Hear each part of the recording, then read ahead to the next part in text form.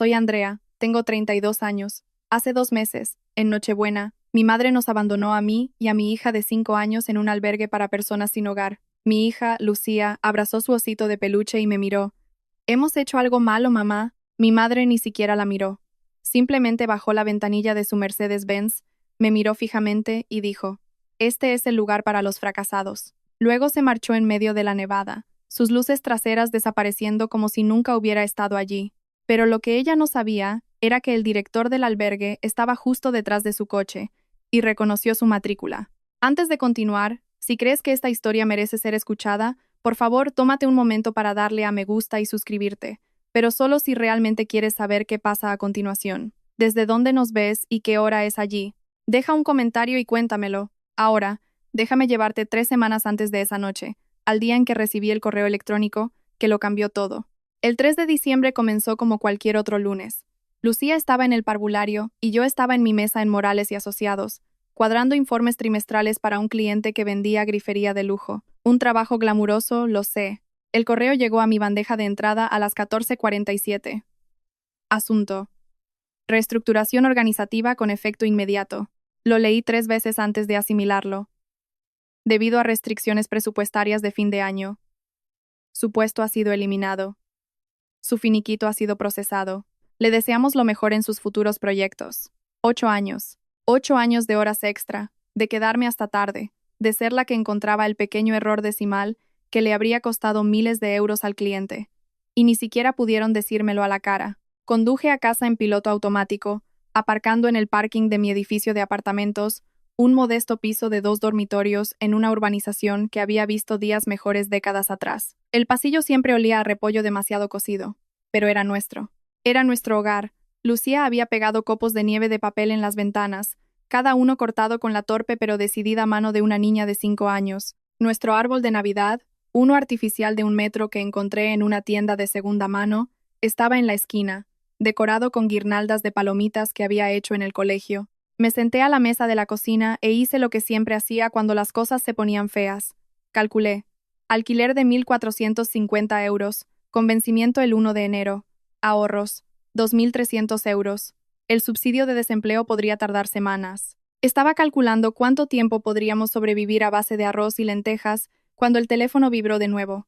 Otro correo. Mi casero, señora Sanz. Como se discutió en correspondencia anterior, el edificio ha sido vendido. Todos los inquilinos deben desalojar en un plazo de 30 días.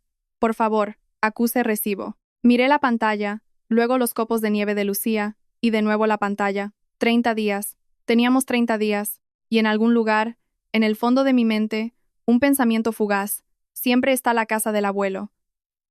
Pero ese pensamiento llevaba consigo un equipaje que no estaba preparada para afrontar.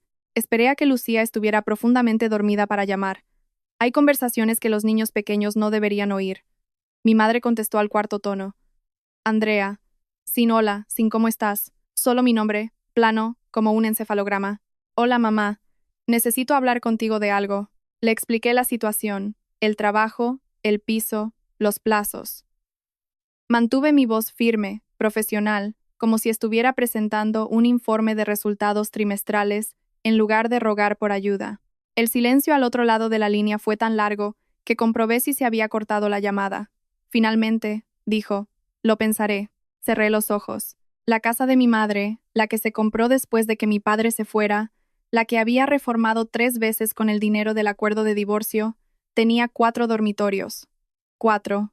Vivía allí con mi hermana, Belén, el marido de Belén, Javier, y suficiente espacio como para celebrar una boda pequeña. Solo sería temporal, dije. Hasta que encuentre un nuevo trabajo. Unas semanas, quizás un mes. He dicho que lo pensaré, su voz se volvió cortante, casi indiferente. ¿Has considerado vender la casa del abuelo? Apreté el teléfono con fuerza. ¿La casa del abuelo? La pequeña casa de campo que me dejó cuando murió hace 2 años. Lo único que heredé. La única prueba de que alguien en mi familia pensaba que yo valía algo. No puedo venderla, mamá. Lo sabes. El testamento dice que no puedo transferir la propiedad durante 5 años, sin el consentimiento por escrito de la coheredera. Tu abuelo era un sentimental, su voz era gélida. Está siendo ridícula. Esa casa está ahí, vacía. No es que mañana vayas a... Necesitamos discutir tus opciones. Colgó antes de que pudiera responder. Opciones. La forma en que lo dijo me revolvió el estómago. La casa de mi madre estaba al final de un callejón sin salida en la urbanización Los Fresnos, donde los céspedes estaban cuidados por profesionales y la comunidad de vecinos enviaba cartas pasivo-agresivas sobre el color de los buzones. Aparqué mi viejo Honda en la entrada circular, muy consciente de la mancha de aceite que probablemente estaba dejando en los adoquines importados. Lucía me apretó la mano mientras nos acercábamos a la puerta. ¿Por qué la casa de la abuela huele a tienda, mamá? Son solo ambientadores, cariño. Belén abrió la puerta.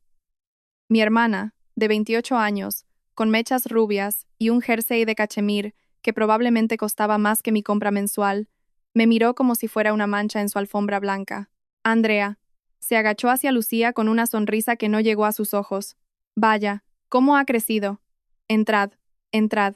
Solo el recibidor era más grande que mi salón. Un árbol de Navidad de 3 metros dominaba el espacio, decorado profesionalmente en tonos plateados y blancos, una réplica exacta de un catálogo de El Corte Inglés que debían de haber copiado. El aire olía a Joe Malone, pino y eucalipto, de la vez que entré por error en su tienda y salí corriendo por los precios. Javier estaba en el salón, con el portátil abierto y la mandíbula apretada. Mi cuñado era el tipo de persona que se presentaba como el CEO de una startup tecnológica a los 30 segundos de conocer a alguien. Me saludó con la cabeza sin levantar la vista, pero capté algo en su expresión. Un destello de cálculo, de interés. Extraño. Andrea, cariño. Mi madre bajó por la escalera curva con un caftán de seda, una copa de cava en la mano. A sus 61 años, Patricia Sanz parecía haber hecho un pacto con un dermatólogo muy caro. Sentaos. Hablemos. Me senté en su sofá de 15.000 euros y me sentí como una mancha que querían limpiar. Mi madre no era de las que se andaban con rodeos. Se sentó en el sillón frente a mí como una reina en su trono y fue directa al grano. Puedes quedarte aquí, temporalmente. Hizo una pausa, dejando que la palabra temporalmente flotara en el aire como una amenaza. Si accedes a transferir la casa del abuelo a un fideicomiso familiar, parpadeé. ¿Qué fideicomiso familiar? Javier levantó la vista de su portátil por primera vez. Es bastante sencillo, en realidad, una estructura legal que permite a la familia gestionar los activos de forma colectiva, mucho más eficiente de esa manera. Belén se inclinó hacia adelante, su voz teñida de una falsa dulzura. La empresa de Javier necesita un aval para un préstamo. La casa está ahí, sin hacer nada. Andrea, ni siquiera la usas. Sentí a Lucía moverse a mi lado, confundida por la tensión que no entendía. Puse una mano en su rodilla. Está bien, cariño, y luego miré a mi madre. El abuelo me dejó esa casa a mí. Quería que yo la tuviera. Tu abuelo tenía debilidad por ti. La boca de mi madre se curvó en una mueca. Siempre tuvo debilidad por los desvalidos. La palabra fue una bofetada. Desvalidos. Como si quererme fuera un defecto de carácter. Hay una cláusula de protección en el testamento, dije, manteniendo la voz firme.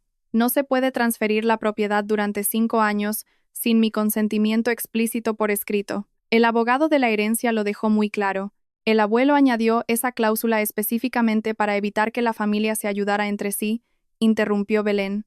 ¡Qué paranoico! Miré a mi hermana. La miré de verdad, y vi un destello de desesperación bajo el botox. La startup de Javier debía de estar en peor situación de lo que pensaba. No voy a firmar nada. Mi madre dejó su copa de cava con un chasquido definitivo. Entonces me temo que no puedo ayudarte. Tendrás que arreglártela sola. Mientras le ponía el abrigo a Lucía, oí a Javier susurrarle a Belén a nuestras espaldas. Dale una semana, volverá suplicando. Apreté más fuerte la mano de Lucía y salí por la puerta. Las 2 semanas siguientes fueron un borrón de correos electrónicos de rechazo y una lista de contactos cada vez más corta. Solicité 43 puestos de contable. 2 empresas me devolvieron la llamada.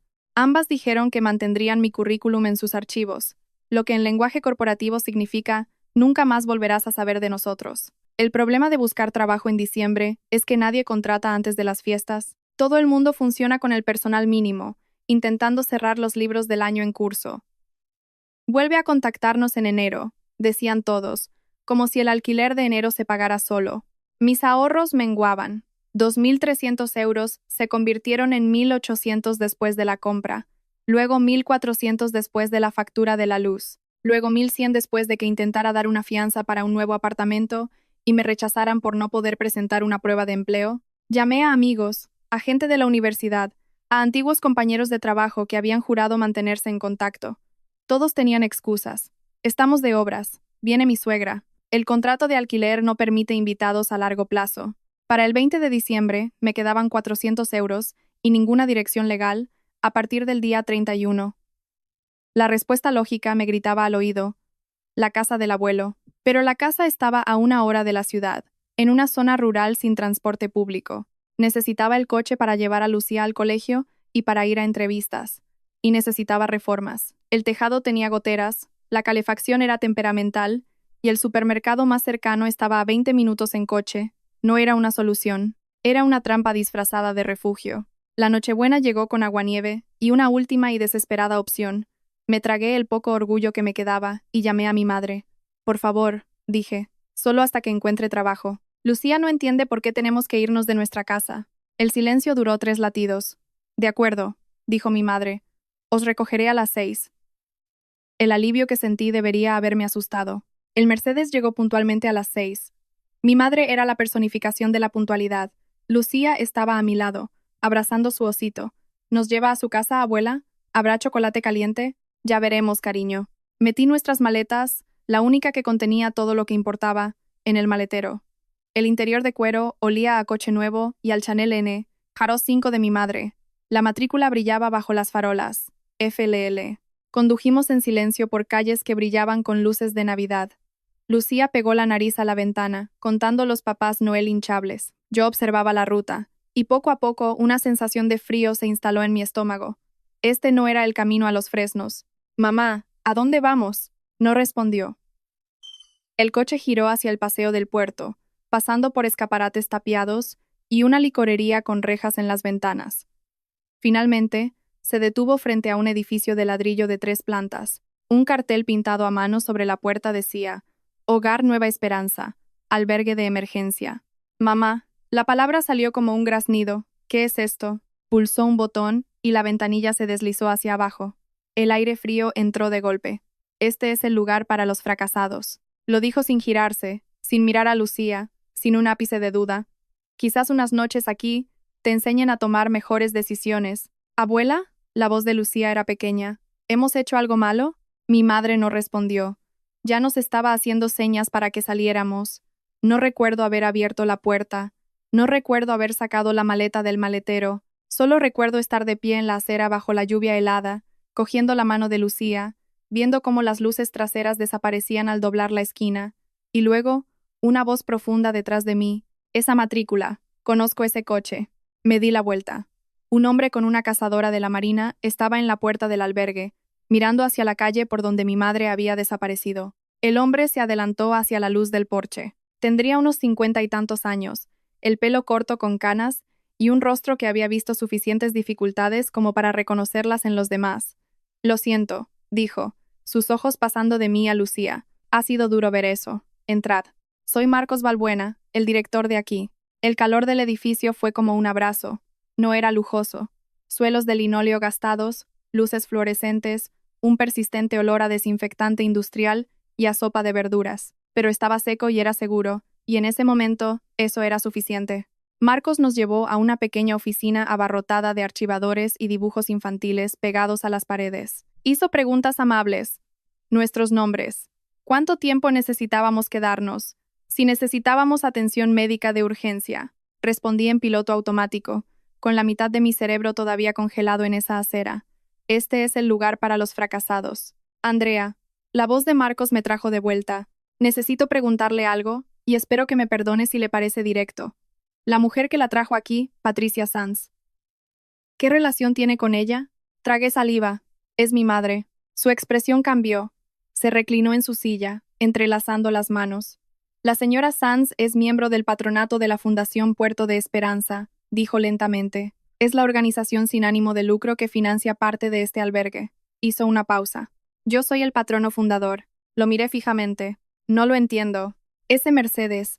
Asentió hacia la ventana que daba a la calle por la que se había ido. Recuerdo cuándo se compró. 85.000 euros cargados al presupuesto de acción comunitaria de la fundación. Su mandíbula se tensó. Se suponía que iba a ser una furgoneta para llevar a la gente sin hogar a sus citas médicas. De alguna manera, se convirtió en un vehículo de lujo personal. La habitación pareció inclinarse. He estado esperando una prueba, dijo Marcos en voz baja. Creo que usted acaba de dármela. Nuestra habitación era pequeña. 2 camas individuales con estructura metálica, una mesita de noche, una ventana que daba a un callejón. Alguien había puesto un pequeño árbol de Navidad artificial en la esquina, no más alto que Lucía, decorado con estrellas de papel. Mamá.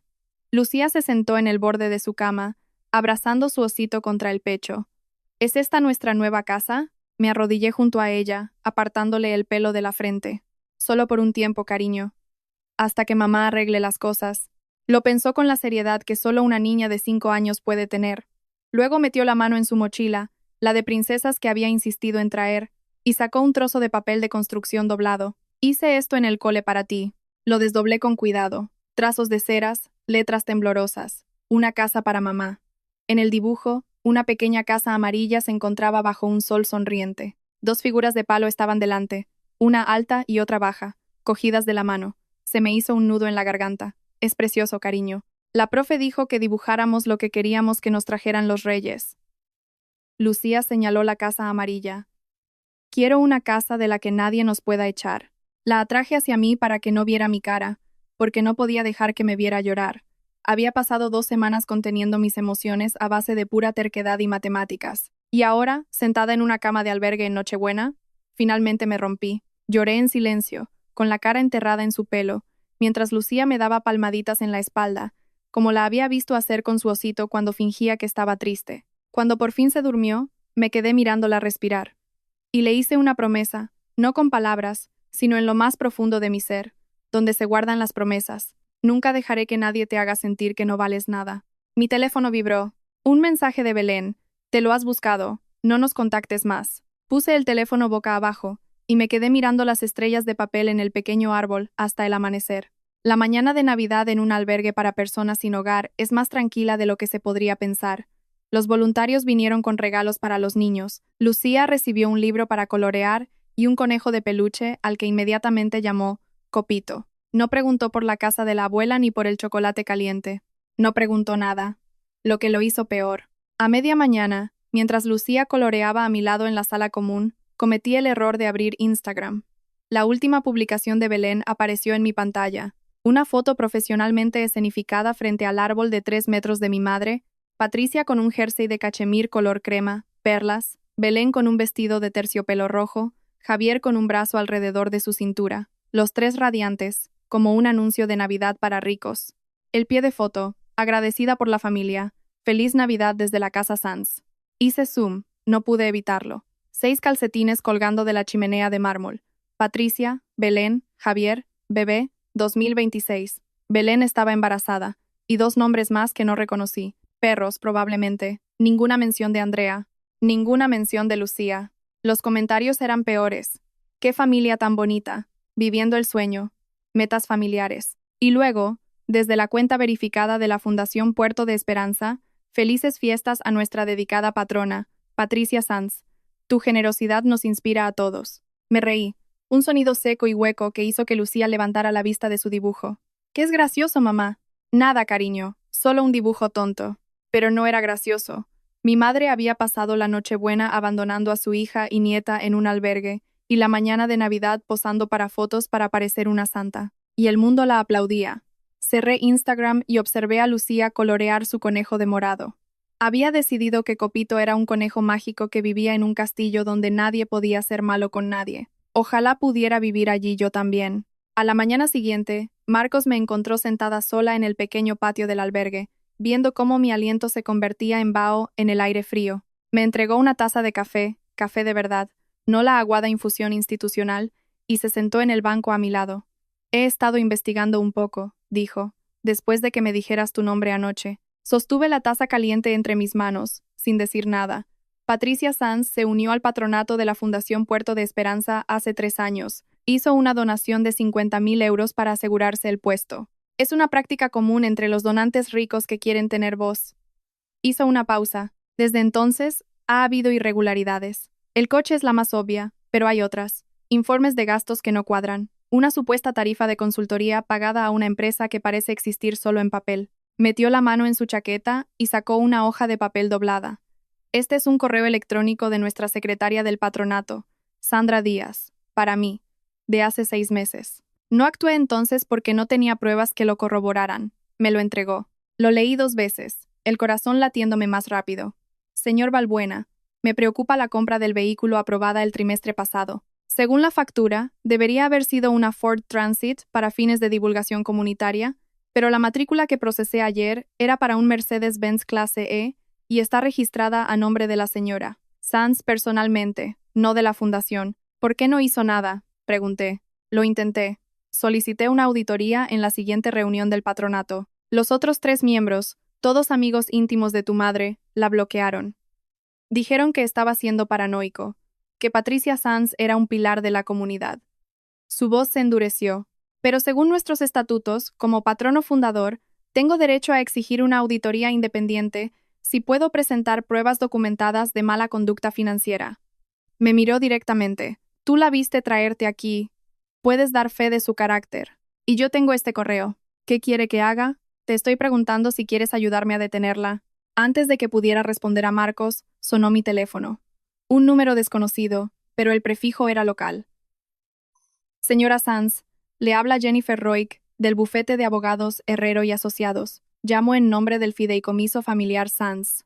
Me aparté de Marcos, con el corazón martilleándome. No sé nada de un fideicomiso familiar Sanz. Entiendo. Bueno, recibirá una carta certificada en breve, pero quería llamarle como cortesía. Su voz era cortante, profesional, desprovista de calidez. El fideicomiso solicita que firme la transferencia de la propiedad en la calle del Arce, 742. La antigua casa de su abuelo será utilizada para consolidar los activos familiares. Si cumple en un plazo de 14 días, el fideicomiso está dispuesto a ofrecerle una compensación única de 10.000 euros. 10.000 euros por una casa valorada en 380.000. Ipson si no firmo.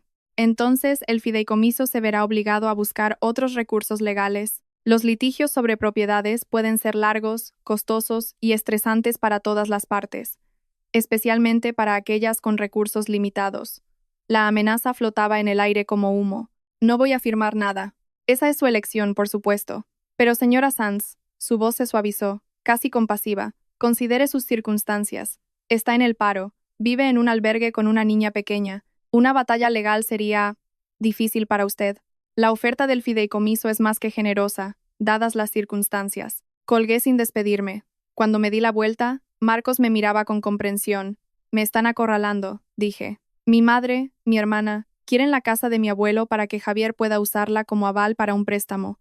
Me ofrecieron 10.000 euros por una propiedad de casi 400.000. ¿Creen que estoy lo suficientemente desesperada como para aceptar? Marcos guardó silencio por un momento. Luego preguntó, ¿lo está? Pensé en el dibujo de Lucía. Una casa de la que nadie nos pueda echar. No, dije. Estoy lo suficientemente enfadada como para luchar. 2 días después, mi hermana llamó. Casi no contesto, pero una parte de mí, la que aún recordaba compartir dormitorio, pedir prestada ropa, susurrar secretos hasta tarde, esa parte me hizo deslizar el dedo por la pantalla. Andrea, la voz de Belén era más suave de lo que esperaba. Cansada. ¿Podemos hablar? De verdad. Estoy escuchando. La forma en que mamá lo hizo estaba mal. Lo sé. Llevaros a ese albergue. Suspiró. Fue demasiado lejos. Esperé. Pero Andrea, tienes que entender, la empresa de Javier está en problemas. En serios problemas. Le debe $500.000 a un inversor. El banco nos ha denegado un préstamo. Su voz temblaba. Si no lo soluciona, lo perderemos todo. La casa, los coches, nuestra vida. ¿Así que quieres que yo lo pierda todo en tu lugar? No es así. Empezó a llorar, o casi. La casa está ahí, Andrea. Ni siquiera vives en ella. Necesitamos el aval. Solo una firma y Javier puede asegurar el préstamo. La recuperarás, con el tiempo. ¿De verdad? Silencio. Belén. Mantuve mi voz firme, aunque mis manos temblaban. Tú y mamá queréis que arriesgue la única herencia de mi hija, lo único que tengo para darle, para salvar el negocio fallido de tu marido, un negocio que él mismo hundió. No es justo. No, no lo es. Oí cómo respiraba hondo, y cuando volvió a hablar, la dulzura se había ido. Si no firmas, dijo, ella se asegurará de que todo el mundo sepa qué clase de madre eres, viviendo en un albergue con tu hija. Los servicios sociales podrían interesarse. La línea se cortó. Miré el teléfono en mi mano, y por primera vez desde que comenzó esta pesadilla, sentí algo más que miedo o desesperación. Sentí claridad. La amenaza de Belén no fue en vano. 2 días después, Supe exactamente a qué se referían con otros recursos legales. Marcos me llamó a su despacho, con el rostro serio. «Te ha llegado algo hoy. Quiero que lo veas conmigo». Era una copia impresa de un correo electrónico reenviado desde la cuenta de administración del albergue. Un ciudadano preocupado había presentado un informe a los servicios sociales, alegando que una mujer llamada Andrea Sanz estaba sometiendo a su hija pequeña a condiciones de vida inseguras e inestables al residir en un albergue para personas sin hogar. El remitente, la dirección de correo electrónico era anónima, pero la firma al final decía, enviado a través del portal de preocupación comunitaria de la Fundación Puerto de Esperanza. Mi madre estaba usando su propia organización benéfica en mi contra. No pueden quitarme a Lucía de verdad, ¿verdad?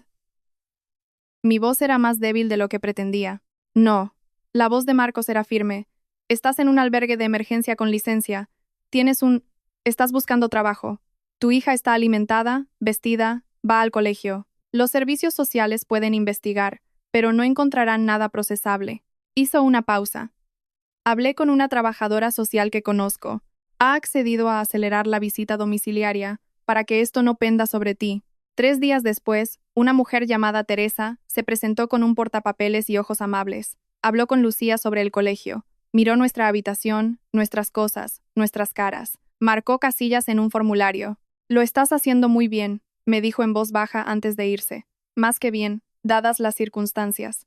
Hizo una pausa en la puerta principal del albergue. Quienquiera que haya presentado este informe, no lo hizo por preocupación por tu hija. La queja se originó en una dirección IP asociada a una organización sin ánimo de lucro del centro, la Fundación Puerto de Esperanza. La habitación pareció encogerse a mi alrededor. Mi madre no solo intentaba quitarme la casa, estaba intentando quitarme a mi hija. Y de repente, la pregunta de Marcos de días antes resonó en mi cabeza. ¿Quieres ayudarme a detenerla? Sí, dije. Sí, quiero. Permitidme hacer una pausa aquí. Si estáis pensando, esto no puede ser real, es una locura, lo entiendo. Yo lo viví, y todavía me cuesta creerlo.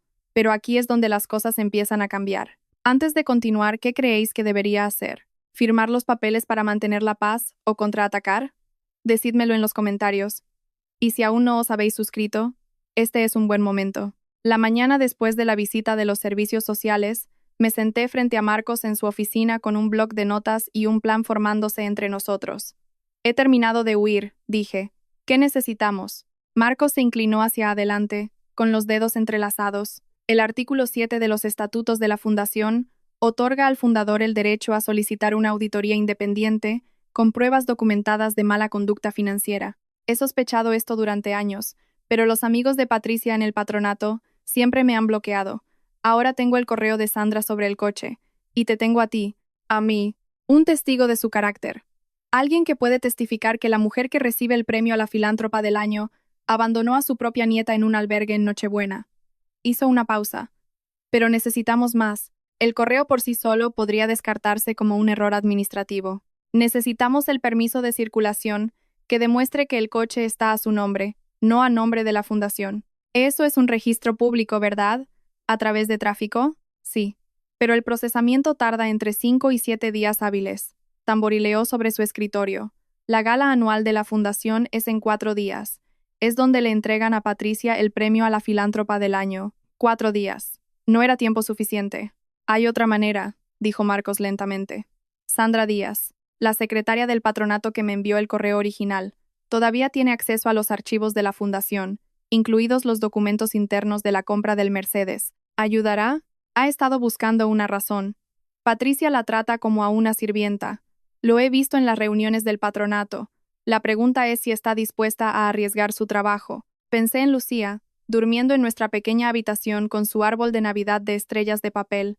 Pensé en la voz de mi madre. Este es el lugar para los fracasados. Llámala, dije. Averigüémoslo. Marcos cogió el teléfono. Sandra Díaz accedió a reunirse con nosotros en una cafetería a 3 manzanas de las oficinas de la fundación. Era más joven de lo que esperaba, a mediados de los 40, con unas manos temblorosas que no paraban de recolocar los cubiertos. No puedo quedarme mucho tiempo, dijo, apenas tocando su café con leche. Patricia tiene ojos en todas partes. Si se entera de que estoy hablando con vosotros. Lo entendemos, dijo Marcos. Solo necesitamos saber si puede conseguir los papeles de compra originales del Mercedes. Sandra asintió rígidamente. Los tengo. He guardado copias de todo desde que me hizo presentar esos informes de gastos. Sabía que algo no iba bien. Me miró. ¿Es usted su hija? Asentí. Habla de usted a veces. En las reuniones del patronato, la voz de Sandra se apagó. No amablemente. Me tragué eso y seguí adelante. ¿Puede conseguirnos esos documentos antes de la gala? Ese es el problema. Las manos de Sandra se apretaron alrededor de su taza. Patricia sabe que alguien está haciendo preguntas. Convocó una reunión de emergencia del patronato ayer. Están reorganizando los registros financieros, lo que significa destruir cualquier cosa incriminatoria. La mandíbula de Marcos se tensó. Está borrando sus huellas. Hay más. Sandra sacó su teléfono y nos mostró la pantalla. Ayer presentó los papeles para transferir la propiedad del Mercedes a la fundación, con fecha retroactiva a octubre. Sentí que se me encogía el corazón. ¿Puede hacer eso? Tráfico lo procesará eventualmente. Pero... Sandra miró a Marcos. El correo que te envié hace 6 meses, el que documenta la compra original, esa marca de tiempo no se puede falsificar, y lo reenvié desde mi cuenta personal antes de que pudiera borrar la copia de la fundación. Marcos exhaló lentamente. Así que, todavía tenemos el correo. La prueba original. Puede poner fecha retroactiva a todos los papeles que quiera, pero no puede cambiar lo que ya está en mi bandeja de entrada. Exactamente. Sandra se levantó de repente, dejando su café con leche a medio terminar. Tengo que irme. Lo siento. No puedo hacer más. Tengo una familia. Has hecho suficiente, dije. Gracias. Se fue antes de que terminara la frase. A la mañana siguiente, Sandra llamó. Su voz temblaba. No puedo ayudar más. Lo siento mucho. ¿Qué ha pasado? Patricia lo sabe. Sabe que he estado hablando con alguien. Sandra respiraba con dificultad, en pánico. Me llamó a su despacho ayer. Dijo que había notado irregularidades en mi rendimiento. Dijo que si quería conservar mi puesto, tenía que recordar a quién le debía mi lealtad. Cerré los ojos. Sandra, tengo 2 hijos. Andrea. Soy madre soltera. No puedo perder este trabajo. Empezó a llorar. Ella gana. Siempre gana. La gente como ella tienen los abogados, los contactos, el dinero. No tenemos ninguna posibilidad. Lo entiendo, dije, y lo decía en serio. No podía pedirle que sacrificara la seguridad de su familia por mi lucha. Gracias por intentarlo. Un largo silencio, y luego, en voz baja. El correo que le envié a Marcos todavía está en su bandeja de entrada. La marca de tiempo original, los metadatos originales. ¿Y Andrea? Su voz se calmó un poco. También le reenvié el permiso de circulación, el de antes de que empezara a falsificar las fechas. Está todo ahí. La línea se cortó. Encontré a Marcos en la cocina del albergue, ayudando a un voluntario a descargar una donación de alimentos. Su expresión al ver mi cara me dijo que lo sospechaba. Sandra se ha echado atrás, dije. Patricia la amenazó. Él asintió lentamente, dejando una lata de judías. Me lo imaginaba. Pero confirmó. Todo. Y todo lo que te envió sigue en tu bandeja de entrada. El correo de la compra, el registro original, todo con fecha anterior a que Patricia pudiera retocar nada. Los ojos de Marcos se afilaron. Así que todavía tenemos las pruebas, pero ningún testigo. No necesitamos su testimonio. Sonrió, y fue casi feroz. Solo necesitamos los documentos que hablan por sí mismos. Y Andrea sacó su teléfono. He estado haciendo algunas llamadas. Otros 2 miembros del patronato han accedido a apoyar la moción de auditoría si podemos presentar las pruebas públicamente. En la gala, la invitación llegó al albergue al día siguiente. Cartulina gruesa, de color crema, letras en relieve, mi nombre escrito con una caligrafía tan exquisita que solo podía ser profesional. La Fundación Puerto de Esperanza se complace en invitar a la señora Andrea Sanz a su gala anual de invierno. La leí 3 veces para asegurarme de que no me lo estaba imaginando. Dentro había una nota escrita a mano en el papel de carta personal de mi madre, con sus iniciales, por supuesto. Andrea, quiero darte una última oportunidad de ser parte de esta familia. Ven a la gala, firma los papeles. Todo esto puede terminar amistosamente. Trae a Lucía, que vea lo que podría tener. Mamá, se lo enseñé a Marcos. Él arqueó una ceja. Está usando la gala como escenario, dijo. Quiere presionarte para que firmes delante de testigos. Tratar de hacer que parezca una cálida reconciliación familiar. Es una buena jugada de relaciones públicas. Una foto de familia. La amargura en mi voz me sorprendió a mí misma. La madre indulgente perdona a la hija pródiga. La acoge de nuevo en el redil, perfecto para el boletín de la fundación. No sabe lo que estamos planeando. No. Miré de nuevo la invitación, la elegante caligrafía que escribía mi nombre como si perteneciera allí. Cree que estoy derrotada, desesperada, lista para volver arrastrándome y aceptar lo que me ofrezca. Marcos sacó una invitación idéntica del bolsillo de su chaqueta. Los patronos fundadores son invitados automáticamente.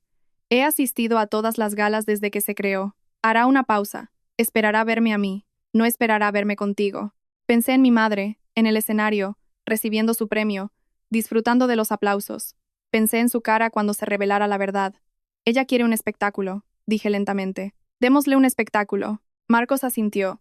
La gala es en 2 días. Deberíamos prepararnos. Pasamos las siguientes 48 horas construyendo nuestro caso como contables, preparándose para la auditoría de sus vidas.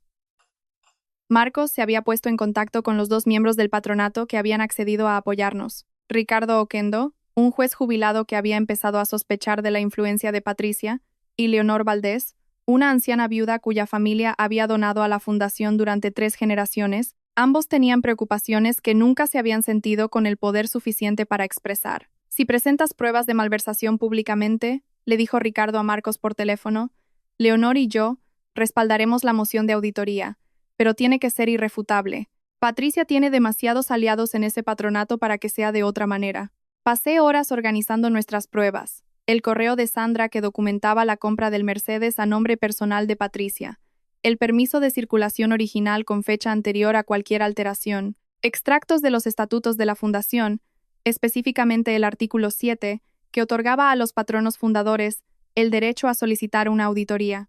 Una cronología de los acontecimientos desde la compra del coche hasta los intentos de mi madre de presionarme. La noche antes de la gala, Lucía me observaba mientras extendía el único vestido decente que tenía, un sencillo vestido tubo azul marino, que había metido en mi maleta, arrugado pero limpio. Mamá, ¿vamos a ver a la abuela? Me arrodillé junto a ella, apartándole el pelo. Sí, cariño, vamos a ir a una fiesta. ¿Será amable esta vez? La pregunta me dolió. Mi hija de 5 años estaba acostumbrada a que su abuela no lo fuera. Eso no era normal, no estaba bien. No lo sé, dije con honestidad, pero pase lo que pase, necesito que sepas esto. Su comportamiento no es culpa tuya, nunca lo ha sido, y voy a asegurarme de que nadie nos vuelva a tratar así. Lucía lo pensó con su rostro serio, luego asintió y me entregó su osito. Para la suerte, dijo. Lo abracé como si fuera una armadura. No pude dormir. Lucía se había dormido hacía horas, con una mano aferrada a Copito, el conejo mágico, respirando suavemente en su cama del albergue junto a la mía. El árbol de Navidad de papel proyectaba pequeñas sombras de estrellas en la pared, y yo yacía despierta, mirando al techo, cuestionándolo todo. ¿Estaba haciendo lo correcto? Mi madre era difícil, fría, manipuladora, pero era mi madre, la mujer que me enseñó a montar en bicicleta, que me cosía los disfraces de carnaval cuando era pequeña, que lloró en mi graduación del instituto. Antes de que papá se fuera, antes de que se convirtiera en quien era ahora, ¿realmente iba a humillarla delante de todos los que conocía? Y entonces recordé. Este es el lugar para los fracasados. La forma en que lo dijo, sin ira, sin emoción, simplemente un hecho, como si no fuera su hija, sino un problema que había que eliminar. Y la cara de Lucía, su vocecita. Abuela, ¿hemos hecho algo malo? No, no habíamos hecho nada malo.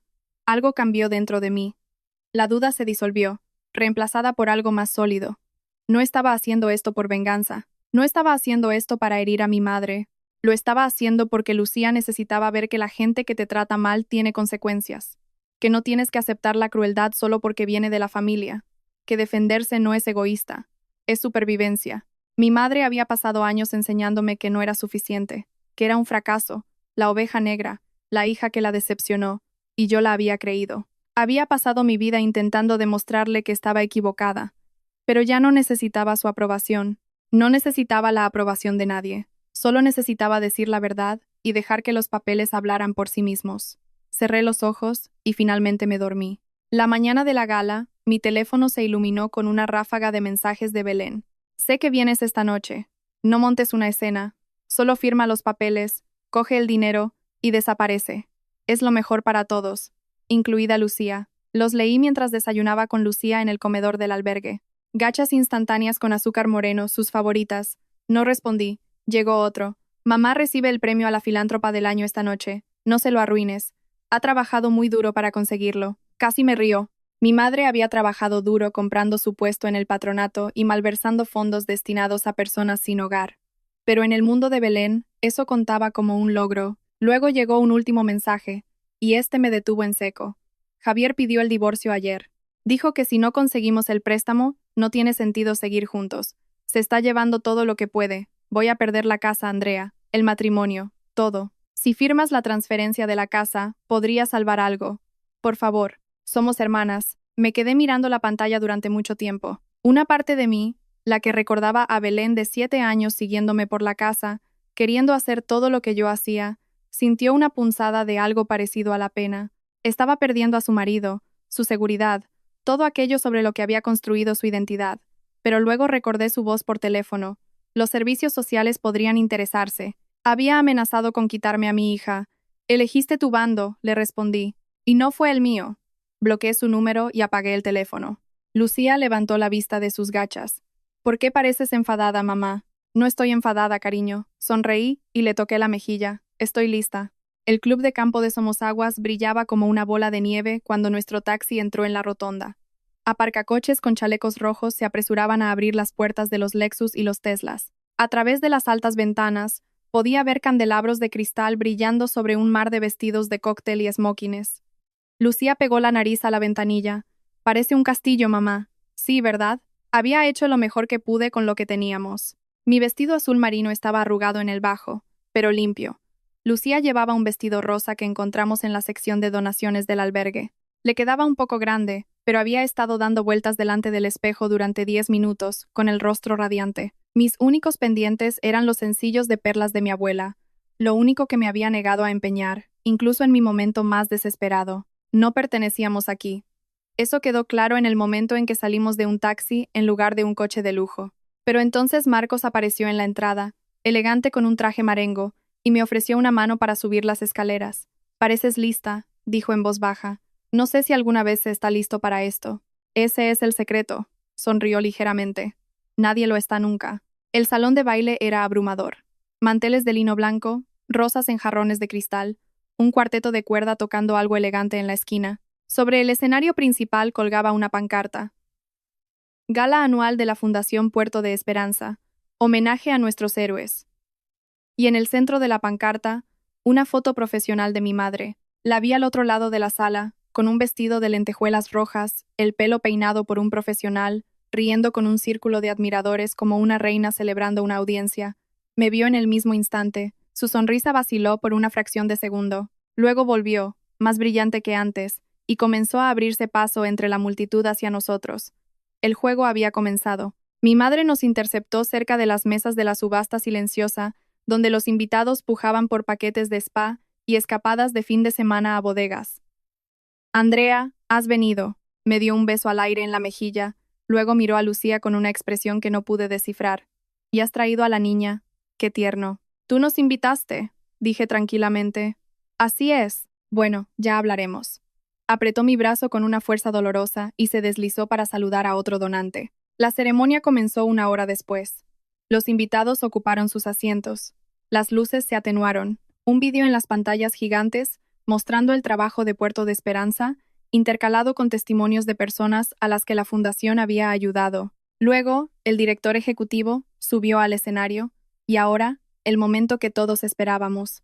El premio al filántropo del año va para alguien que encarna los valores de Puerto de Esperanza, su generosidad, su dedicación y su incansable trabajo por los menos afortunados. Vi la cara de mi madre mientras la elogiaban. Parecía humilde, agradecida, perfecta. «Por favor, suba al escenario, Patricia Sanz». Los aplausos fueron atronadores. Mi madre se levantó de su mesa como una mariposa de su crisálida, se deslizó hacia el podio con su vestido de lentejuelas rojas y aceptó el trofeo de cristal con una gracia ensayada. «Gracias», dijo al micrófono, su voz temblando con una emoción premeditada. «La familia lo es todo para mí. Me siento muy afortunada de tener a mis 2 hijas aquí esta noche». Me miró directamente. «Creo en las segundas oportunidades. Creo que incluso aquellos que se han perdido pueden encontrar su camino de vuelta. De eso se trata, Puerto de Esperanza». El público aplaudió de nuevo. Varias personas se giraron para mirarme con sonrisas comprensivas. «La hija pródiga», bienvenida de nuevo. Mantuve mi expresión neutral. Marcos, sentado a 2 mesas de distancia, captó mi mirada y asintió casi imperceptiblemente. Aún no, decía el gesto. Deja que tenga su momento. La ceremonia terminó, se sirvió el postre, y mi madre hizo su jugada. Se acercó a nuestra mesa con Javier y Belén a su lado, un frente unido de trajes de diseño brillando bajo los candelabros. Los ojos de Belén estaban rojos. Claramente, había estado llorando. La mandíbula de Javier estaba apretada con una frustración apenas disimulada. Andrea, cariño, la voz de mi madre era lo suficientemente alta como para llegar a las mesas cercanas. ¿Podemos hablar en privado? Solo la familia. Asentí. Nos guió a un rincón apartado. ¿Podemos decir lo que tengas que decir? Su sonrisa era tensa. De acuerdo. Metió la mano en su bolso de diseño y sacó un documento. Tengo los papeles de la transferencia aquí. Fírmalos y todo esto puede terminar esta noche. Te extenderé un cheque, 20.000 euros. Suficiente para que te establezcas. Empieces de nuevo en otro sitio. 20.000. La casa valía casi 400.000. Es una oferta generosa, dadas tus circunstancias. Mantuve mi voz firme. Miró significativamente alrededor de la sala. Estás en el paro, viviendo en un albergue. Seguramente querrás un futuro mejor para tu hija. Las cabezas empezaron a girarse. Las conversaciones se apagaron. Podía sentir el peso de docenas de ojos. Mamá tiene razón. La voz de Belén temblaba. Solo firma, Andrea. Terminemos con esto. Somos familia. Javier se inclinó más. Su voz baja, pero no lo suficiente. Piensa en Lucía. ¿Qué clase de madre la arrastra a una situación así? ¿Un hogar estable o un albergue? Parece una elección fácil. El murmullo a nuestro alrededor se hizo más fuerte. Vi el juicio en algunas caras, la lástima en otras. Los ricos patrocinadores de la Fundación Puerto de Esperanza estaban presenciando un drama familiar y mi madre se había posicionado perfectamente. La madre preocupada, tratando de ayudar a su hija en apuros, Lucía tiró de mi manga. Mamá, ¿por qué nos mira todo el mundo? Apreté su mano. Aún no, pensé. Solo un poco más. Y entonces, al otro lado de la sala, vi a Marcos levantarse de su asiento. Este es el momento en el que quería huir. Todo el mundo miraba. Mi hija estaba confundida. Mi madre sonreía como si ya hubiera ganado. Pero a veces, en el momento en que te sientes más derrotado, es justo cuando todo está a punto de cambiar. Si quieres saber qué pasa a continuación, asegúrate de estar suscrito y de tener las notificaciones activadas, porque lo que Marcos dijo a continuación, nadie en esa sala lo vio venir. Marcos se acercó a nosotros lentamente, deliberadamente, el sonido de sus zapatos lustrados resonando en el suelo del salón de baile.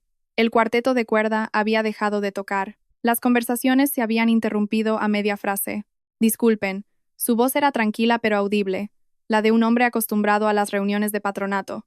Antes de que esto continúe, creo que hay un asunto que requiere la atención inmediata del patronato. La sonrisa de mi madre no vaciló, pero sus ojos se afilaron.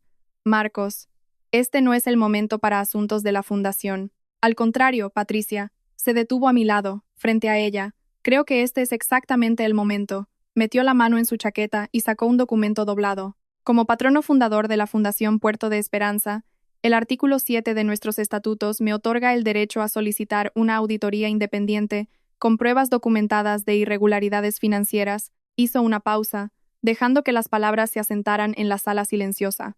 Estoy ejerciendo ese derecho esta noche. Un murmullo recorrió la sala. Los invitados se miraron unos a otros.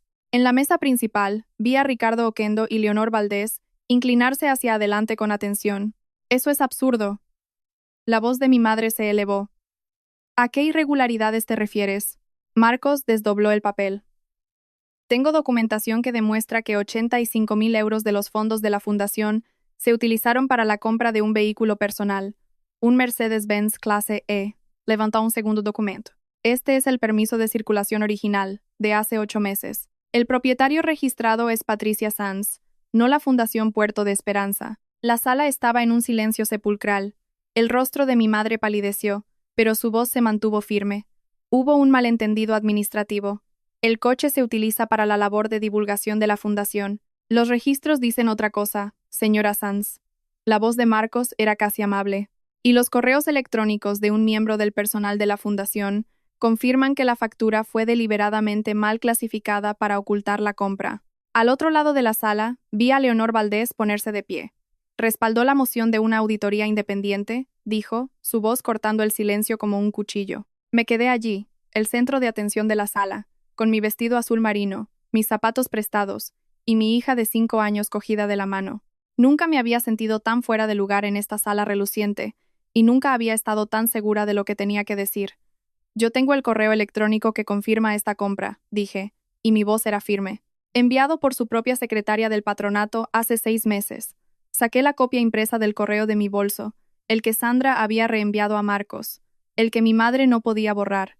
Señor Balbuena, leí en voz alta, me preocupa la compra del vehículo aprobada el trimestre pasado. Según la factura, debería haber sido una Ford Transit para fines de divulgación, pero la matrícula que procesé ayer era para un Mercedes-Benz clase E, y está registrada a nombre de la señora Sanz personalmente, no de la fundación. Jadeos recorrieron la multitud. Alguien en una mesa cercana susurró, Dios mío. La compostura de Patricia finalmente se quebró. Andrea, su voz temblaba. ¿Cómo has podido hacerle esto a tu propia madre? Yo no te he hecho nada, mamá. Doblé el correo con cuidado. Solo he leído lo que tu empleada documentó. Javier empezó a escabullirse hacia la salida, pero una voz lo detuvo. ¿No es usted Javier Ortiz? Un hombre mayor en una mesa cercana lo miraba fijamente, cuya empresa se declaró en quiebra el mes pasado. Lo vi en el periódico. Javier se quedó helado. Belén dejó escapar un pequeño sollozo ahogado. Ricardo Oquendo se puso de pie.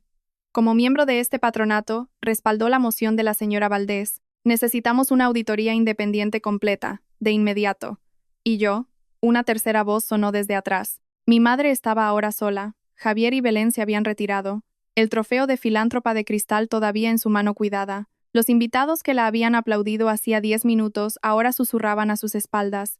Sus expresiones pasaban del shock al asco. Los documentos habían hablado. Yo aún no había terminado. Hay una cosa más que el patronato necesita saber, dije, y mi voz no tembló mientras explicaba por qué la señora Sanz había estado tan interesada en la filantropía últimamente. La sala, ya silenciosa, pareció contener la respiración. Mi abuelo, el padre de Patricia, falleció hace 2 años. Me dejó su casa en su testamento, una casa pequeña y modesta, valorada en unos 380.000 euros. Incluyó una cláusula que estipulaba que la propiedad no podía transferirse durante 5 años sin mi consentimiento explícito por escrito.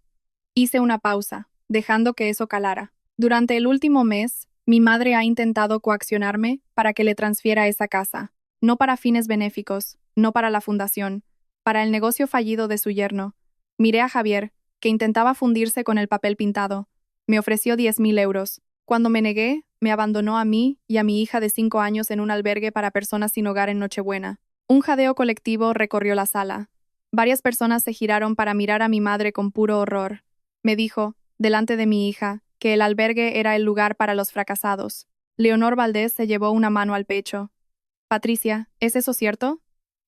La boca de mi madre se abrió, pero no salieron palabras. Por primera vez en su vida, quizás, no tenía un guión, ni una respuesta preparada. Belén empezó a sollozar abiertamente. Mamá, di algo. Estaba tratando de ayudarla. La voz de Patricia era un graznido. Está tomando malas decisiones. Alguien tenía que mostrarle. ¿Mostrarle qué? Interrumpió Marcos suavemente. ¿Que su propia madre la abandonaría antes que perder el control? El silencio que siguió fue terrible. No había levantado la voz. No había gritado ni acusado, simplemente había dicho la verdad, y la verdad había hecho el resto. En medio del caos de los invitados susurrantes y el desmoronamiento de mi madre, nadie se dio cuenta de que Lucía me había soltado la mano. Se acercó a Patricia, pequeños pasos con su vestido rosa de segunda mano, su conejo de peluche, copito, bajo el brazo. La multitud se apartó a su alrededor como el agua alrededor de una roca. Mi madre miró a su nieta y por un instante, algo parpadeó en su rostro. Algo casi humano. Abuela. La voz de Lucía era clara y alta, resonando en el silencioso salón de baile. ¿Por qué nos dejaste allí en Nochebuena? Hacía mucho frío, y mamá estaba llorando. Toda la sala contuvo la respiración.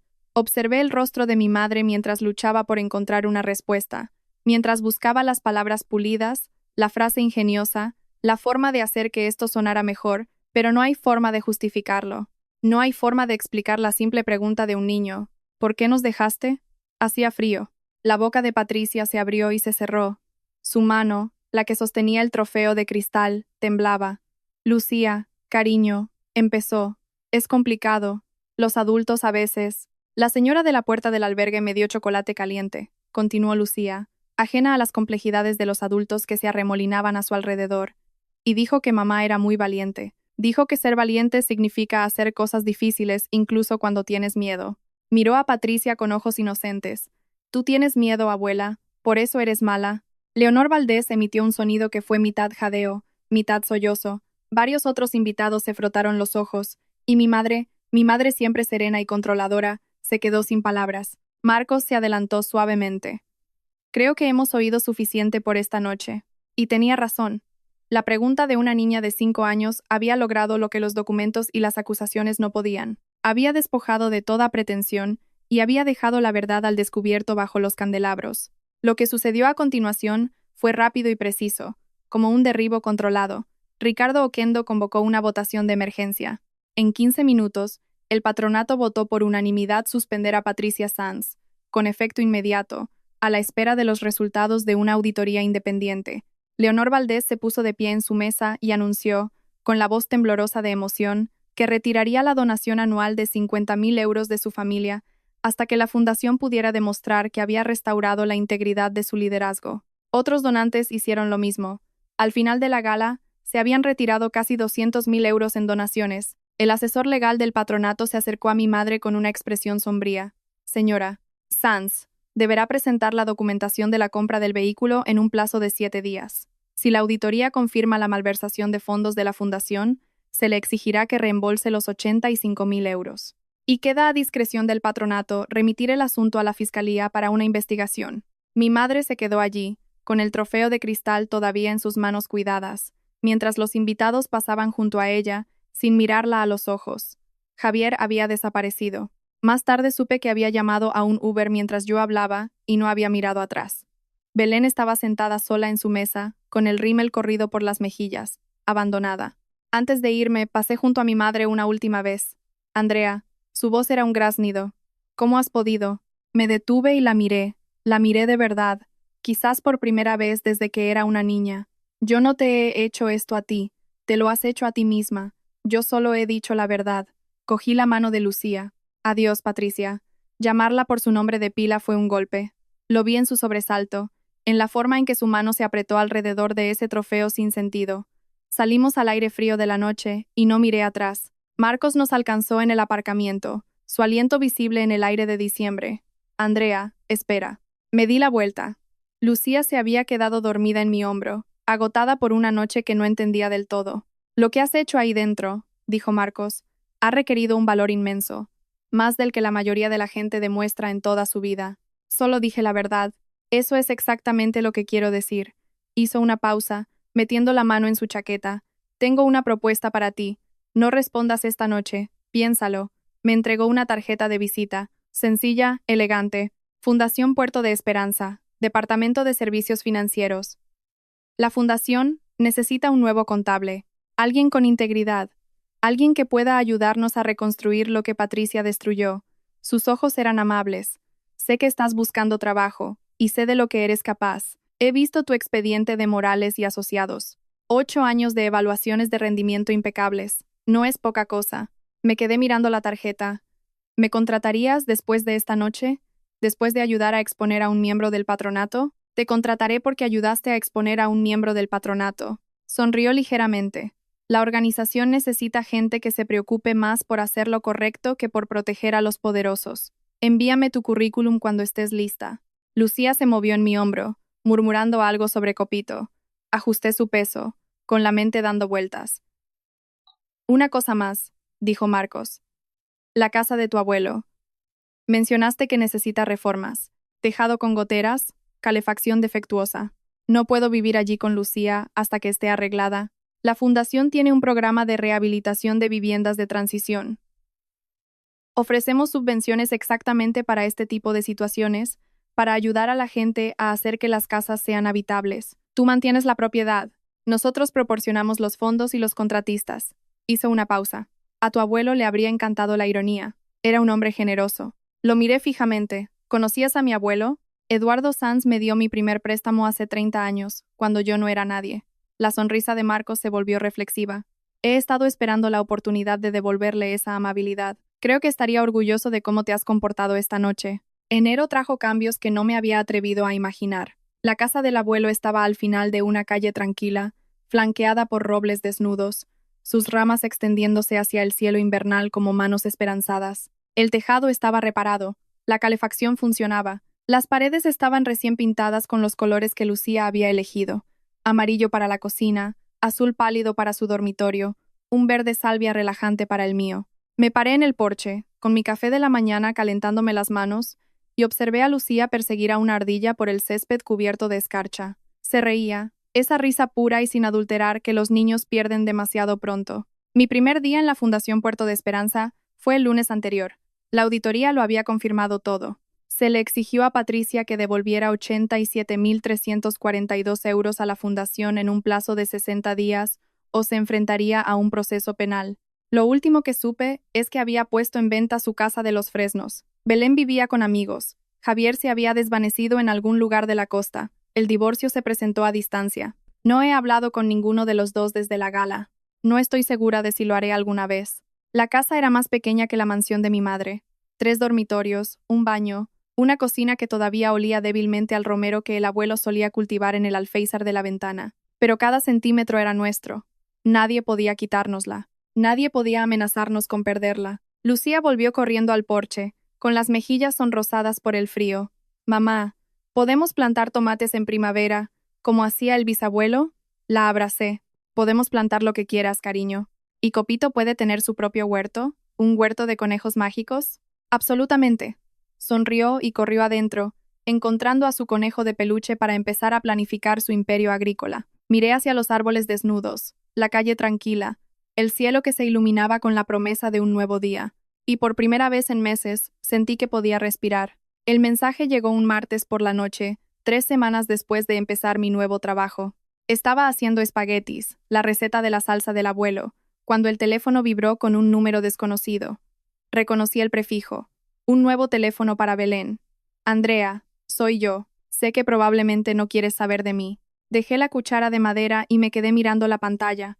Javier se ha ido. Se lo ha llevado todo. Las cuentas, el coche, incluso los muebles. Me he tenido que mudar con una amiga de la universidad. Mamá no me habla. Me culpa por haberle presentado a Javier, por haberlo traído a la familia. Dice que lo he arruinado todo. Esperé. Los 3 puntos aparecieron, desaparecieron, reaparecieron. Siento lo que dije. Sobre amenazarte con los servicios sociales. Sobre todo. Estaba asustada y desesperada, y lo pagué contigo. No te lo merecías. ¿Podemos vernos? Sé que no tengo derecho a pedirlo, pero eres la única familia que me queda. Leí los mensajes 3 veces, de pie en la cocina del abuelo, con la salsa a fuego lento, y los dibujos de Lucía pegados al frigorífico. Una parte de mí, la que recordaba a Belén de 7 años, la que creía que siempre seríamos hermanas, quería decir que sí, perdonar, reconstruir, pero el resto de mí recordaba la Nochebuena, el albergue, la amenaza de los servicios sociales, los años de ser tratada como inferior. Escribí mi respuesta lentamente, eligiendo cada palabra con cuidado. «No estoy preparada, Belén. Quizás algún día, pero no ahora. Necesito tiempo para sanar de lo que pasó, y no puedo hacerlo fingiendo que todo está bien. Espero que encuentres tu equilibrio. De verdad, pero tengo que protegerme a mí misma y a Lucía primero. Cuídate». Le di a enviar y volví a mi salsa. El perdón, me di cuenta, no era una deuda que le debía a nadie. Era un regalo que daría cuando estuviera lista. Y aún no lo estaba. La primavera llegó lentamente, como lo hace en los lugares donde el invierno se ha arraigado. Primero los azafranes, luego los narcisos, luego el suave verdor de los robles. Lucía y yo plantamos tomates un sábado por la mañana, con las manos sucias de tierra, las semillas en hileras ordenadas como el abuelo me había enseñado décadas atrás. «Mamá». Lucía apisonó la tierra alrededor de un plantón. «¿Por qué la abuela no viene a visitarnos?» Me puse en cuclillas, limpiándome la tierra de los vaqueros. Sabía que esta pregunta llegaría. «A veces», dije con cuidado, «la gente que queremos toma decisiones que nos hacen daño, y cuando eso pasa, está bien quererlos desde lejos. Mantenernos a salvo mientras esperamos a ver si cambian». Lucía lo pensó, con su rostro de 5 años muy serio. «¿Está triste?» «No lo sé, cariño. Probablemente. Creo que sí». Lucía asintió con la certeza de un niño. «La gente se pone mala cuando tiene miedo». Eso dijo la señora del albergue. Sonreí a mi pesar. La voluntaria que le había dado chocolate caliente a Lucía en Nochebuena había dejado una impresión, Suena muy sabia. Lo es. Lucía volvió a sus plantones. Luego levantó la vista de nuevo. Mamá, me alegro de que vivamos aquí, incluso si la abuela no viene a visitarnos. La abracé fuerte, a esta pequeña y resistente persona que había creado, e inhalé el olor a tierra fresca y a champú de fresa. Yo también, cariño, yo también. Esa noche, después de que Lucía se durmiera, me senté en el porche con una taza de té y observé a las luciérnagas parpadear en el jardín. Mi madre me había llamado fracasada, pero aquí estaba, empleada, alojada, sanando, criando a una hija que entendía que la amabilidad importaba y que los límites eran sagrados. Si eso era el fracaso, lo aceptaba. Los papeles de esa noche en la gala habían dicho la verdad, pero la verdad real era más silenciosa, más simple. Nunca había necesitado la aprobación de mi madre para conocer mi propio valor. Solo necesitaba creérmelo yo misma. Y finalmente, viendo a las luciérnagas danzar en el jardín de mi abuelo, lo hice. Gracias por escuchar hasta el final de mi historia. Si alguna vez te han hecho sentir que no eres suficiente por parte de tu familia, quiero que sepas que no estás solo y que tu valía nunca estuvo en sus manos. Si esta historia te ha llegado, deja un corazón en los comentarios. Suscríbete si quieres más historias como esta. Hay más esperando en la descripción. Y recuerda, los límites no son muros, son puentes hacia las personas que realmente merecen tu confianza. Cuídate. Hasta la próxima.